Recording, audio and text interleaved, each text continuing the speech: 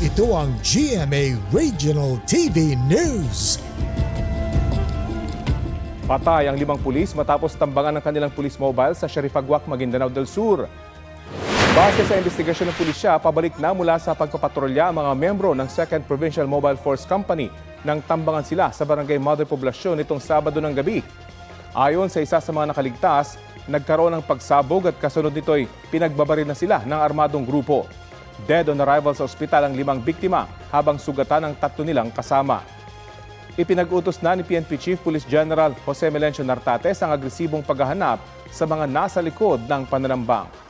Kinundina na rin ng Chief Minister ng Bangsamoro Autonomous Region in Muslim Mindanao at ng National Police Commission ang insidente. May persons of interest na sa pananambang ang pulisya. Kabilang sa mga tinitinang motibo sa krimen ay paghihiganti. Isang patay sa pamamaril ng isang security guard sa Cebu City. Base sa investigasyon, nakaupo sa gilid ng kalsada ang 2 lalaki nang barilin sila ng 48 anyos na suspect.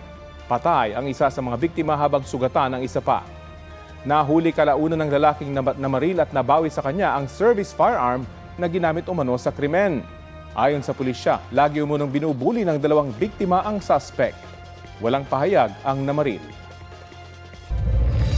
Ito ang GMA Regional TV News. Dead on the spot ang isang pulis at isang lalaki sa pananambang sa Sagyaran, Lanao del Sur. Base sa investigasyon ng pulisya, sakay ng MPV ang 2 biktima ng harangin at pagbabarili ng nasa 4 na nakamotorsiklong suspect sa Barangay Paglamatan nitong Sabado. Patuloy ang investigasyon ukol sa pagkakakilanlan ng mga salarin at motibo sa krimen.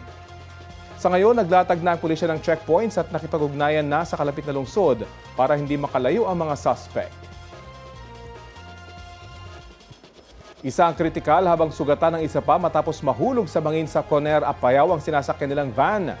Ayon sa mga otoridad, pasado alas 10 ng umaga nitong Sabado nang mangyari ang aksidente sa Barangay Caglayan. Walang malay ang isa sa mga biktima na naipit sa loob ng sasakyan ng datnan ng mga rumisponde. Patuloy na nagpapagaling sa ospital ang 2 biktima. Sinusubukan pa silang makuna ng pahayag. Tumagilid naman ang isang truck sa Barangay Poblacion sa Santa Fe, Nueva Vizcaya. Ayon sa pulisya, human error ang sanhi ng insidente na nagdulot ng pagbagal sa daloy ng trapiko sa lugar. Naalis din kalaunan ng humambalang na truck. Ligtas ang driver ng truck na wala pang pahayag.